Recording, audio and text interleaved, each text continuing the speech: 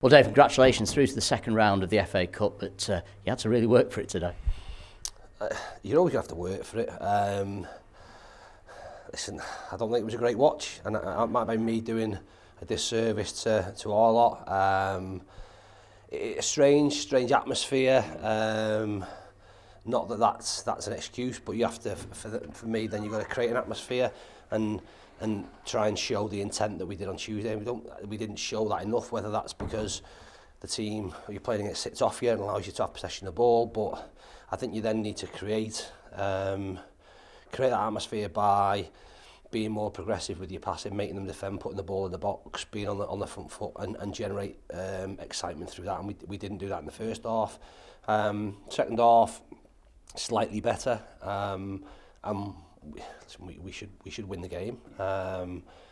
But we make an awful mistake and give them a goal. I have to go an extra half an hour. But credit to the players for, I suppose, digging in and making sure we go through. And ultimately that's the aim. These games were an opportunity to get some minutes into it. Lads, great to have Maka and Rydell back, brilliant for them.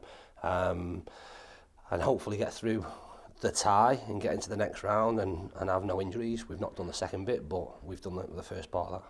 The two lads you mentioned, you said give them minutes. You probably didn't want to give them over an hour, which is what they've had today, but they cope with it well. Yeah, they've probably got phrases of playing for that. But no, ideally you want them to, like I say, we wanted them to get half an hour at most if that was ideal case scenario. The game wasn't a game that would over stress them physically anyway in terms of the roles we asked them to do and the way the game was set. So that was a plus. But it's obviously 30 minutes that we didn't need before Tuesday. So we're going to make sure that we recover and get ourselves ready for a really important game on Tuesday night against Wycombe. Having said that, in the extra time, you did look really strong then, didn't you? And I thought, obviously, Jaden Fevriers had a couple of really good chances and he could have won it by more in the end. Does that say something about not just the work rate, but also the fitness levels of your lads? Yeah, it's always tough. Again, you can look at many different things. Does the work that we do in the first 90 minutes get the rewards in the last 30 because they're tired and they've worked really hard to sort of contain us and stop us? Is it around fitness levels? I suppose it's a combination of all sorts of things. Like you say, we should have definitely finished them off with the opportunities we had in extra time, but we took it right to the wire. And listen, we're through. That's the big thing. No one will forget, or no one will remember what happened today. If we get a good draw in the second round and what that looks like, and potentially further along in the competition, and we all strive, I suppose, from a club perspective, to get a big draw in the third round. We've jumped over the first hurdle in terms of getting through today.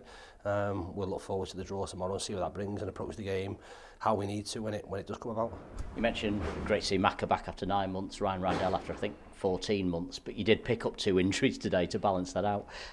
Michael Mellett looked like a kick, and then obviously Tyler maybe a hamstring. Are they both okay? Are they long term, do you think? I don't think so. Listen, do I think they're going to be available for Tuesday? Probably not. Because regardless of whatever injury you might have to come off, it was just it's a little bit more severe than that. Tyler's felt it, not too bad, but even with a really minor hamstring, you're looking at 7 to 10 days, 14 days. So we'll have to see. We've said before, ones that look innocuous that sometimes end up worse than what you think. So we cross our fingers and hope. Michael's is probably a consequence of the shin pads that players wear nowadays.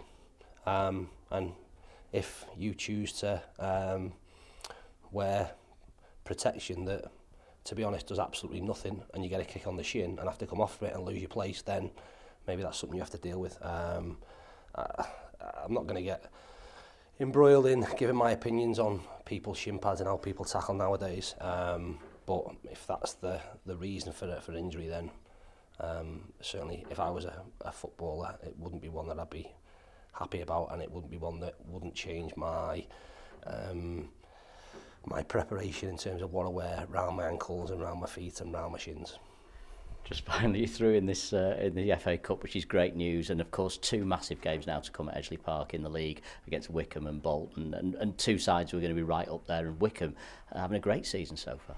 Yeah, I think they were always one that because of the change in ownership and a little bit different model in terms of their recruitment and how they've gone about it, and a change in style moving on from Gareth, who is on my pro licence with me, so speak to him very often, and Matt came in to make a day up on the pro licence, so I've spoken to him. So didn't have the best of start for a couple of games, but have come really strong, and they're deservedly sat where they are. So it's going to be a tough game for us. Our next 3 league games really they won't tell us where we're at, but the three big games, because you're playing against teams that I think will be at the top end of the table throughout the course of the season. So they're challenges, but they're opportunities. We've just got to, like I say, see where we're at tomorrow in terms of fallout from this game, and come up with what we're going to do to try and counteract that and cause them problems on Tuesday night. Well done, you're through today. Well done. Welcome, Cheers. John. Thank you.